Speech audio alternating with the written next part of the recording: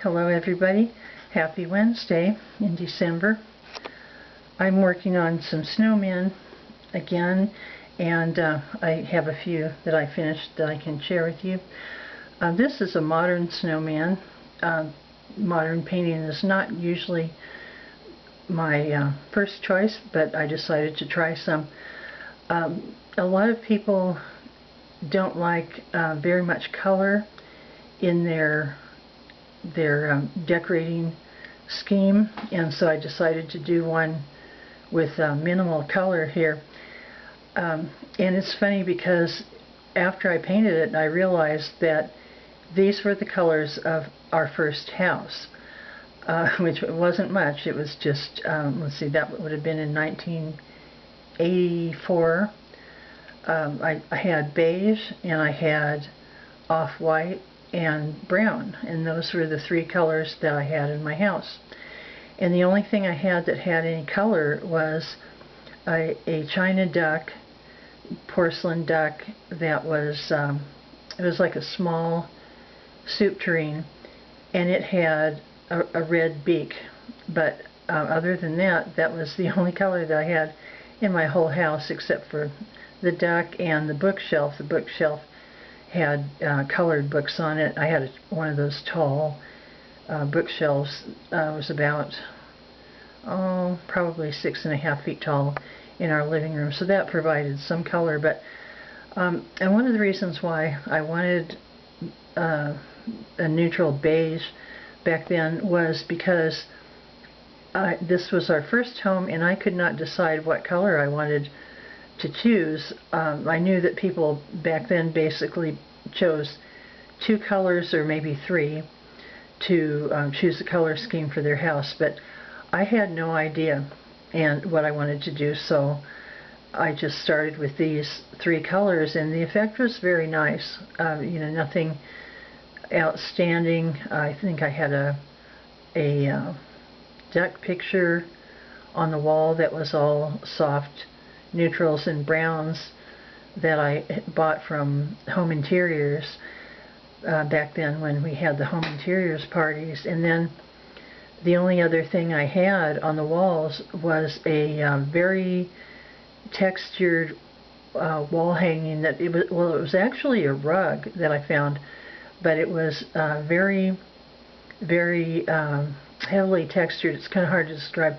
If you can imagine a Berber rug, but with really large round bubbles of yarn on it, you know, about the size of a nickel. The large bubbles were about a size of a nickel, and sometime I'll show a picture of it. But it was very pretty, and so beige has come back in color, back in style. I mean, the beige color has come back in style. So I thought I would make this picture for people who like that soft, very soft effect. And one thing that's nice about it is you can have this up all winter. You don't have to put it away after Christmas because there is no red or green in it, so it'll blend nicely with other decorations in the house. And I did decide to add some texture to it for a little bit of interest. So let's see if it'll show up. You can see that texture. The snowman itself is flat.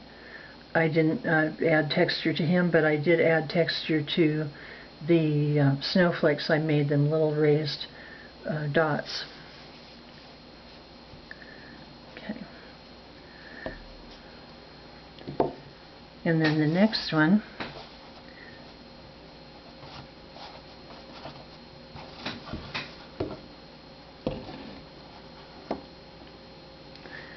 this is a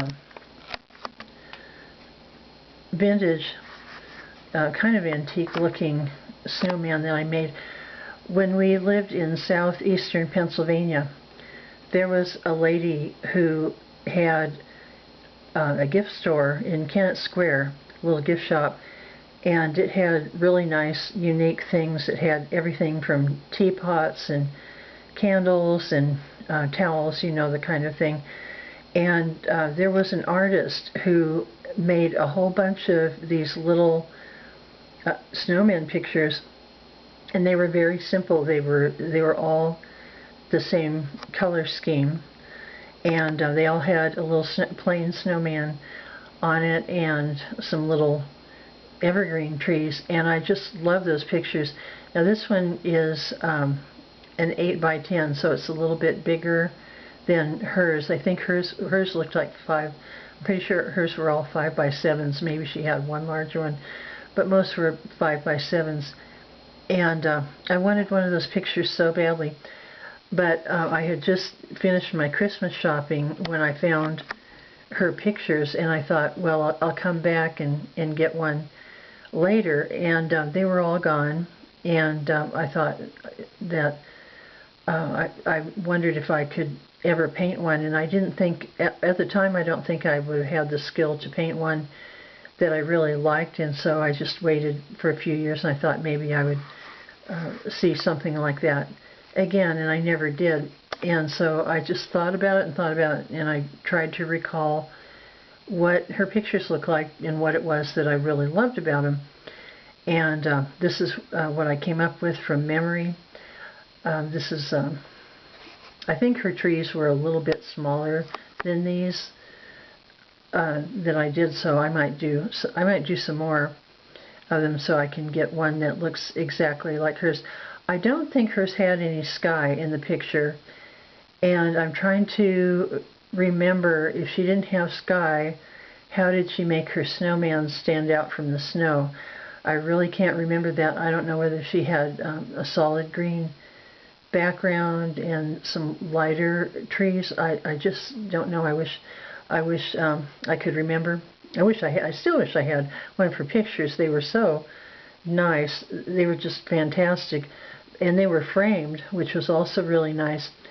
And this would have been in the mid or early 1990s, actually, probably about 1994, so early to mid. And her pictures were $30 for the small ones, and back then that was a lot of money. Now that would be nothing to me to get a piece of art, hand painted art, because they were not printed. They were all hand painted by her. So you know, even back then that wasn't really that expensive. But you know, when you have a house, you just buy a house and you're raising your kids and everything, you're on a budget. You know, most people are on a budget, so I wasn't able to get one that year.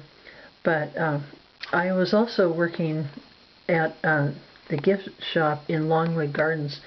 Longwood Gardens, if you ever get a chance to look it up on YouTube, it's a really beautiful gardens that was like an estate garden that was made by one of the DuPont brothers. And he had this vision for this gigantic arboretum, and he built it a little bit at a time, just built it up until he ended up with this marvelous work, which is Longwood Gardens in Kennett Square, Pennsylvania, southeastern Pennsylvania. And it was even a book written about him called A Man in His Garden. So you can see some videos of it. There's a YouTuber called Quiet Places. So if you look up Quiet Places in Lancaster, Pennsylvania, that's how we pronounce it back there. We don't say Lancaster the way they do in the East. It's Lancaster, Pennsylvania. They announced it every day on the radio for the weather and upcoming events. And if you look that up, you will see that she has Longwood Gardens. She has both the indoor and outdoor walkthrough of Longwood Gardens, and it's really something to see, especially at this time of year.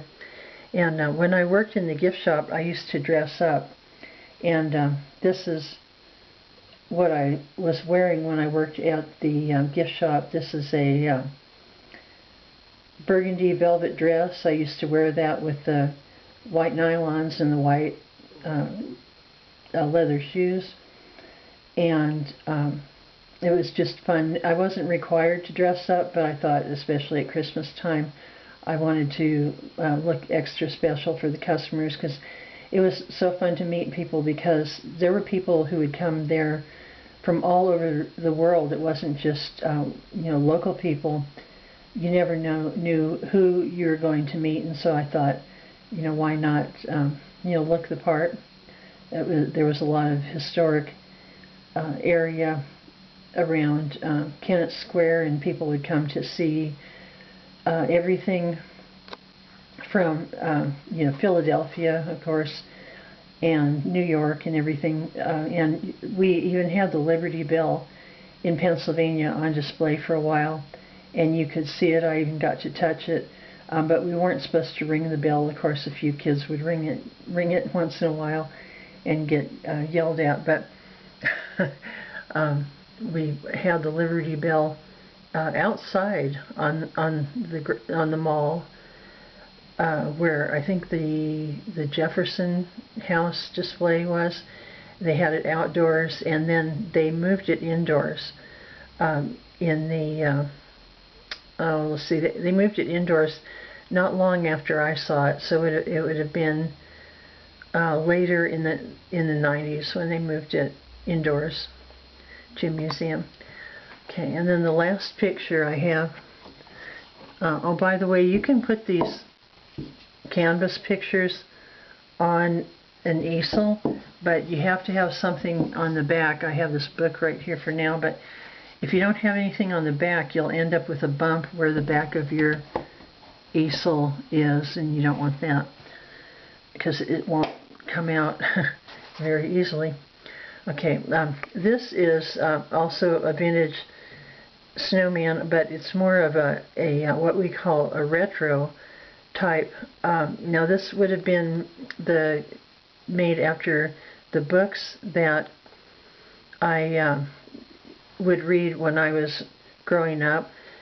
So some of the books that we had, they would have been pictures from the 40s and the 50s, and so the colors are different. They're not as bright and bold as the colors that we have in children's picture books today.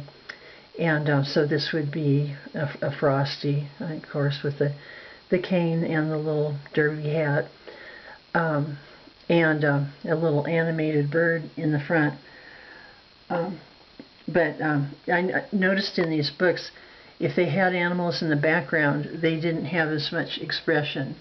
So they would just kind of be in the background.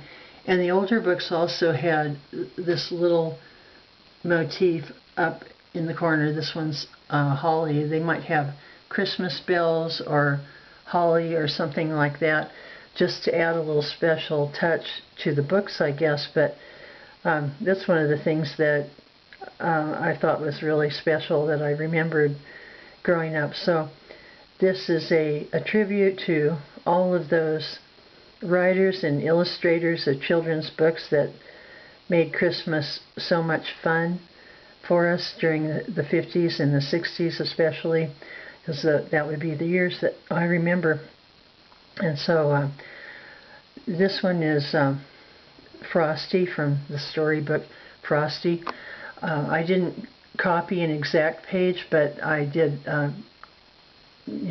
use the same character type in the face that I would have seen in some of the older books, probably 1940s to early 1950s. That would have been Frosty's face type.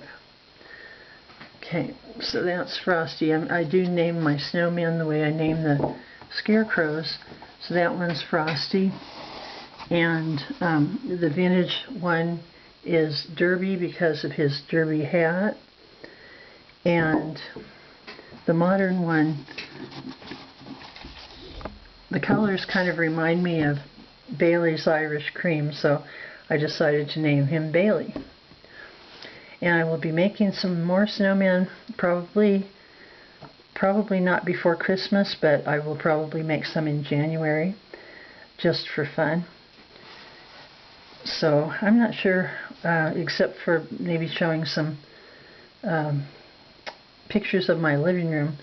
That's probably all the projects that I will be working on for December. So have a great week, and thank you for coming by my channel and taking a look at what I'm doing.